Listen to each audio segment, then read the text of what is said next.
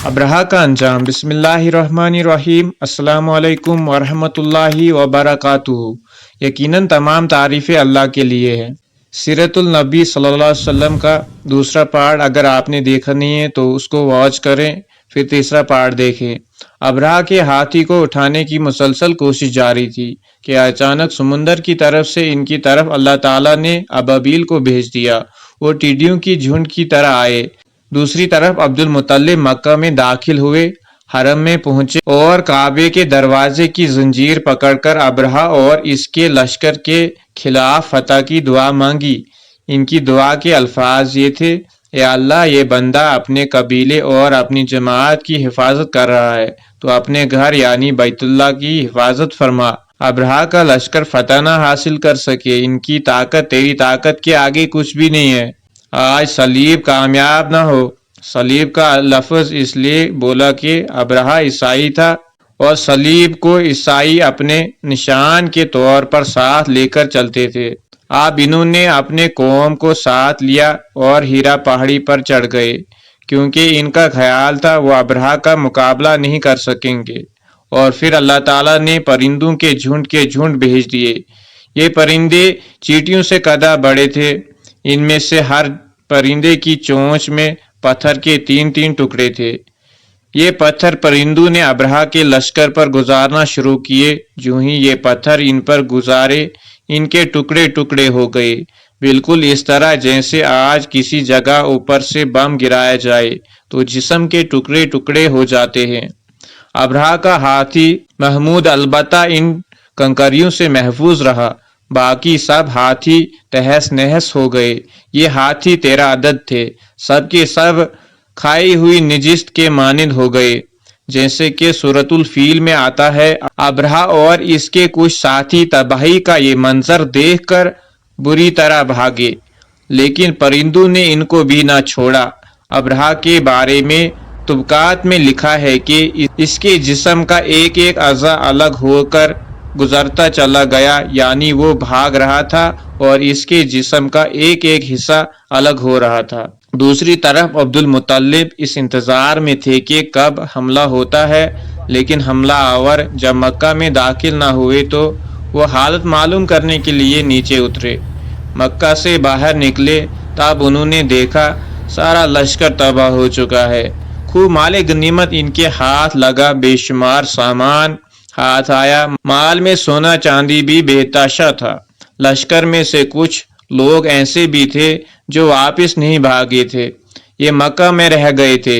इनमें अब्रहा के हाथी का महमद भी था, जो महमूद को आगे लाने में नाकाम रहा था। हमारे नबी हजरत मोहम्मद सल्लल्लाहु अलैहि वसल्लम इस वाक़े के चंद दिन बाद पैदा हुए। आप जिस मकान में पैदा हुए वो सफ़ा पहाड़ी के करीब था। हजरत काब अहबार रज़ी अल्लाह ताला अन्हु रवायत करते हैं कि मैंने तौरात में पढ़ा था कि रसूलुल्लाह सल्लल्लाहु अलैहि वसल्लम की पैदाइश मक्का में होगी। ये काब पहले यहूदी थे, इसलिए तौरात पढ़ा करते थे। दुनिया में आते ही हुजूर अकरम सल्लल्लाहु अलैहि वसल्लम रोए।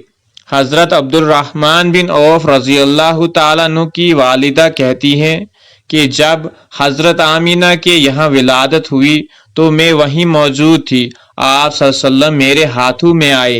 ये गालिबा दाई थी, इनका नाम शिफा था।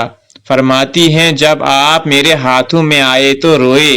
आपके दादा अब्दुल मुत्तलिब को आपकी विलादत की इतला दी गई। वो इस वक्त खाना काबा का तवाफ कर रहे थे। इतला मिलने पर घर आए, बच्चे को गोद में लिया। इस वक्त आपकी वालिदा ने इनसे कहा, ये बच्चा अजीब है, सजदे की हालत में पैदा हुआ है। यानी पैदा होते ही इसने पहला सजदा किया, फिर सजदे से सर उठाकर उंगली आसमान की तरफ उठाई।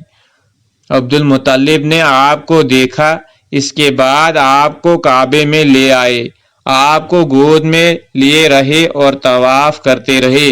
फिर वापस लेकर हजरत आमीना को दिया।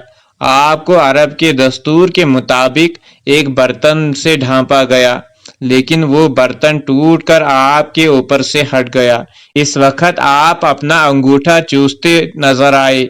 इस मौके पर शैतान बुरी तरह चीखा। तफसीर इब्ने मुखालिद में है कि शैतान सिर्फ 4 मरतबा चीखा, پہلی بار اس وقت جب اللہ تعالیٰ نے اسے ملعون ٹھہرایا، دوسری بار اس وقت جب اسے زمین پر اتارا گیا، تیسری بار اس وقت چیخا جب حضرت صلی اللہ علیہ وسلم کی پیدائش ہوئی، اور چوتھی مرتبہ اس وقت جب نبی کریم صلی اللہ علیہ وسلم پر سورۃ الفتح نازل ہوئی۔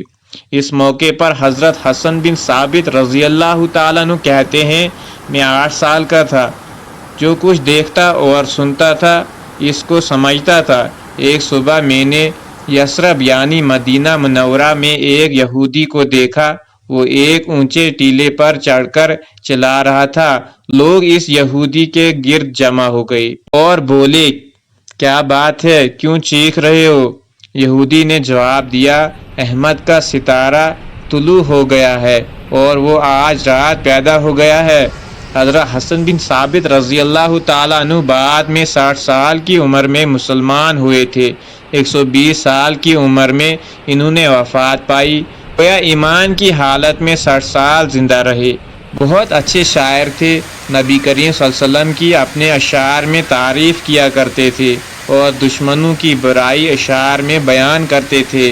غزوات کے موقع پر اشعار کے ذریعے مسلمانوں کو جوش دلاتے تھے۔ اسی بنیاد پر انہیں شاعر رسول کا خطاب ملا تھا۔ حضرت کعب احبار رضی اللہ تعالیٰ عنہ فرماتے ہیں کہ میں نے تورات میں پڑھا ہے کہ اللہ تعالیٰ نے حضرت موسیٰ علیہ السلام کو حضرت صلی اللہ علیہ وسلم کے ولادت کے وقت کی خبر دے دی تھی، اور حضرت موسیٰ علیہ السلام نے اپنی قوم بنی اسرائیل کو اس کی اطلاع دے دی تھی۔ اس سلسلے میں انہوں نے فرمایا تھا، تمہارے نزدیک جو مشہور چمکدار ستارہ ہے، جب وہ حرکت میں آئے گا تو وہی وقت رسول اللہ صلی اللہ علیہ وسلم کی پیدائش کا ہوگا۔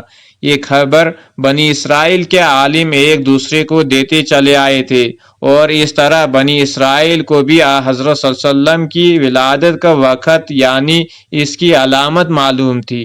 حضرت عائشہ رضی اللہ تعالیٰ عنہ سے روایت ہے کہ ایک یہودی عالم مکہ میں رہتا تھا۔ جب وہ رات آئی جس میں حضرت صلی اللہ علیہ وسلم پیدا ہوئے تو وہ قریش کی ایک مجلس میں بیٹھا تھا۔ اس نے کہا، کیا تمہارے یہاں آج کوئی بچہ پیدا ہوا ہے؟ لوگوں نے کہا، ہمیں تو معلوم نہیں۔ اس پر اس یہودی نے کہا، جو کچھ کہتا ہوں اسے اچھی طرح سن لو، آج اس امت کا آخری نبی پیدا ہوگا، اور قریش کے لوگوں وہ تم میں سے ہے، یعنی وہ قریشی ہے۔ اس کے کندھے کے پاس ایک علامت ہے یعنی مہر نبوت، اس میں بہت زیادہ بال ہے یعنی گھنے بال ہیں، اور یہ نبوت کا نشان ہے، نبوت کی دلائل ہے۔ اس بچے کی ایک علامت یہ ہے کہ وہ 2 رات تک دودھ نہیں پیے گا۔ ان باتوں کا ذکر اس کی نبوت کی علامت کے طور پر قرآنی کتاب میں موجود تھا۔ علامہ ابن حجر نے لکھا ہے کہ یہ بات درست ہے، آپ نے 2 دن تک دودھ نہیں پیا تھا۔ یہودی عالم نے جب یہ بات بتائی تو لوگ وہاں سے اٹھ گئے۔ انہیں یہودی کی بات سن کر بہت حیرت ہوئی تھی۔ جب وہ لوگ اپنے گھروں میں پہنچے تو ان میں سے ہر ایک نے اس کی باتیں اپنے گھر کے افراد کو بتائی۔ عورتوں کو چونکہ حضرت آمینہ کے یہاں بیٹا پیدا ہونے کی خبر ہو چکی تھی، اس لیے انہوں نے اپنے مردوں کو بتایا، ذرا چل کر مجھے وہ بچہ دکھاؤ۔ لوگ اسے ساتھ لیے حضرت آمینہ کے گھر کے باہر آئے، ان سے بچہ دیکھنے کی درخواست کی۔ آپ نے بچے کو کپڑے سے نکال کر انہیں دے دیا۔ لوگوں نے آپ کے کندھے پر سے کپڑا ہٹایا۔ یہودی کی نظر جو ہی مہر نبوت پر پڑی وہ فوری بے ہوش ہو کر گر پڑا۔ اسے ہوش آیا تو لوگوں نے اس سے پوچھا، تمہیں کیا ہو گیا تھا؟